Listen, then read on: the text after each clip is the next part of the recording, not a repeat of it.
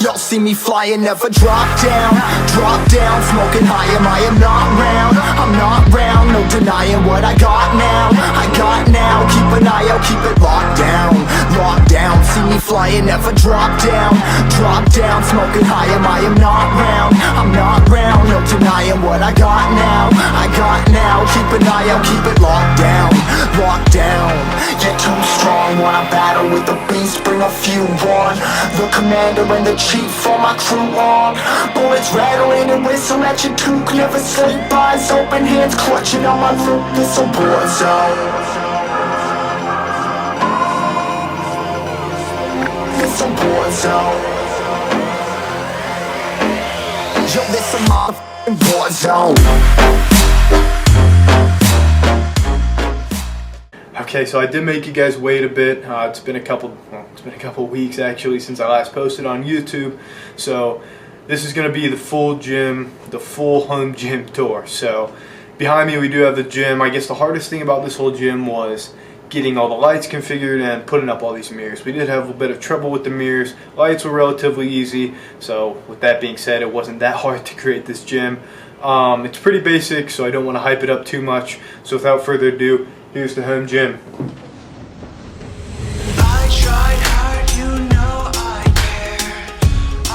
Okay guys, first thing, I guess we're just going to go back to front here. So I'm going to start with these dual mirrors. These dual mirrors kind of gave us a bit of trouble and didn't come out like perfectly, but they did come out pretty good. One of the mirrors, upon plastering it to the wall, did slide a little, so they're not exactly even, so it kind of bugs me a little because I'm kind of a perfectionist. But nonetheless, they did come out pretty good and they look good. Then we have the dumbbell rack. I decided to put it in front of the mirrors, kind of as most gyms do. I just think it looks clean.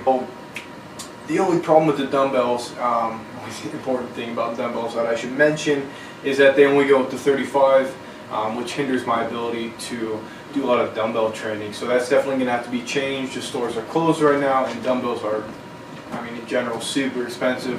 But we'll definitely be adding some more of those to our arsenal, some heavier dumbbells. Next thing I'll get down here is this ab roller. This is going to come in handy. I got this from my grandpa like years ago and I just held on to it. But yeah, ab roller is great. So much, it's pretty versatile. You'd be surprised, there's a lot of things you can do with that. Then there's this forearm trainer. I guess it's called forearm curler, I can't remember. But nobody trains their forearms directly, which is something I've definitely taken advantage of and incorporated and implemented into my own training, which has given me, I feel, an extra edge. And then there's this V attachment. Don't really need to go into depth on that, but I use that for some landmine presses for my upper chest, and also some like pull-ups, close grip, inside pull-ups. I'm not sure what it's called, but it works like the inner part of your back and beefs up your back, builds a thick back. So, okay, so I'm just, like I said, I'm going to go down the line here. These are the rings.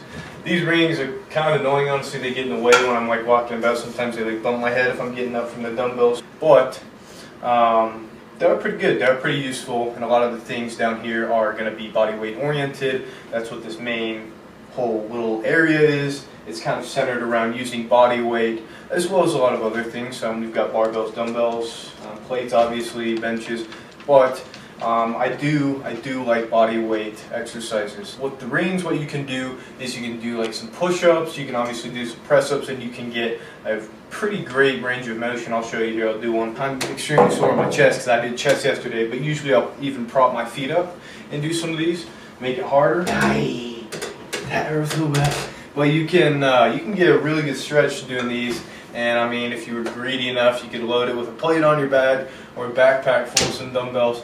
But yeah, that's going to do it for the rings. You can also do dips. You got to be real strong, because not only do you got to be strong to do body weight dip, but on rings is a whole nother game. Got to use a lot of more stabilization and whatnot. I'm trying to think if there's anything else used for the rings. All right, so with the rings, you can do some tricep extensions. Yeah. Easier the higher you go. You want to make it a little bit harder, like this. Keep your arms parallel to the floor. And go up. I have no idea what this motion would even be called, but I'm quite sure you could do something like this. I don't want to freaking crack the mirror, but I definitely feel that in my back. I'm gonna have to freaking clean that mirror. Yeah, that's real good. I got it. Oy. Okay. So, get up this real quick. I like to use this rack. It's quite difficult to do pull-ups because you're using a lot more concentration on grip and whatnot. But I do prefer that over that pull bar, maybe just because that pull bar is pretty high for myself at least. And this rack is obviously a rack too, so you can use it for bench press.